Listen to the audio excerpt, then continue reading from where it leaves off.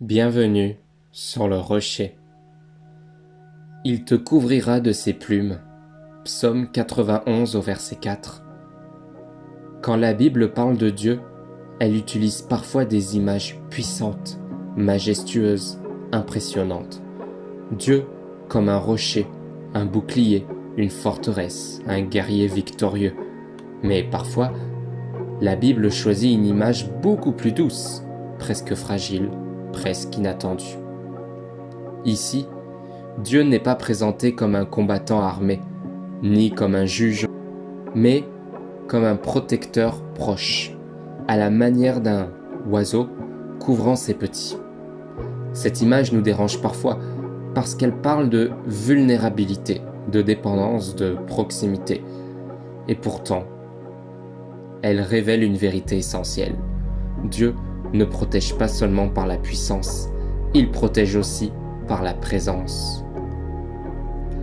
Le psaume 91 est l'un des psaumes les plus forts sur la confiance et la protection divine. Il ne nie pas la réalité du danger. Au contraire, il les nomme clairement. La peur, la nuit, la maladie, les flèches invisibles, la mort, les pièges. Ce psaume ne dit jamais « il n'y aura rien de mauvais ». Il dit « tu ne seras pas seul au milieu de ce qui est mauvais ». Le cœur du psaume 91 n'est pas l'absence de danger, mais la proximité de Dieu dans le danger.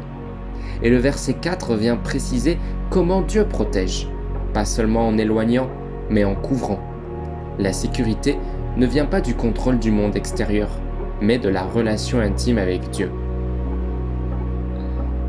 Cette image vient du monde naturel, simple, mais profondément parlante.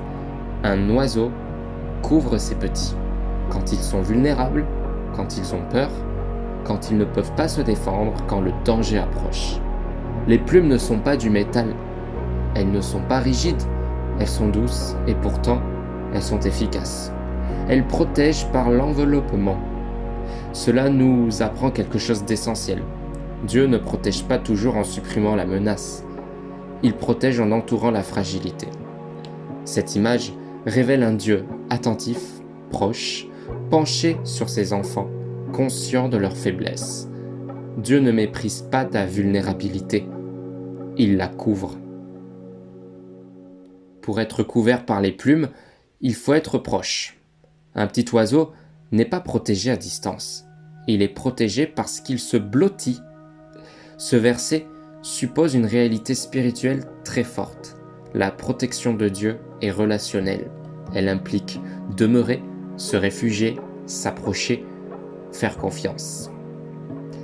La Bible ne parle pas ici d'un Dieu lointain qui surveille. Elle parle d'un Dieu qui habite près. La question n'est pas « Dieu est-il capable de me protéger ?» mais « Est-ce que j'accepte de me réfugier en lui ?» La couverture divine commence là où l'on cesse de fuir sa proximité.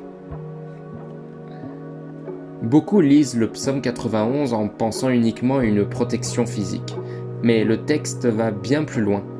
Être couvert par Dieu, c'est aussi être protégé, intérieurement, émotionnellement, spirituellement. Dieu protège le cœur contre la peur qui envahit, l'âme contre le découragement profond, l'esprit contre le chaos et la confusion. Les plumes n'empêchent pas toujours la tempête extérieure, mais elles empêchent la tempête d'entrer à l'intérieur. Tu peux être entouré de bruit, et pourtant habité par une paix inexplicable. C'est cela, être couvert.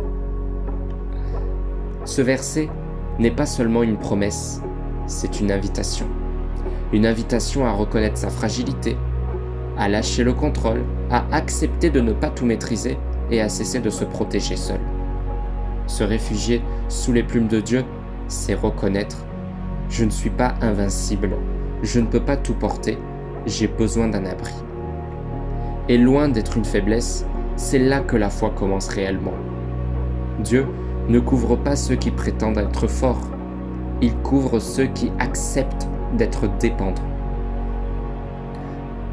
Psaume 91 au verset 4 nous révèle un Dieu puissant mais tendre, souverain mais proche, protecteur mais attentif, fort mais doux.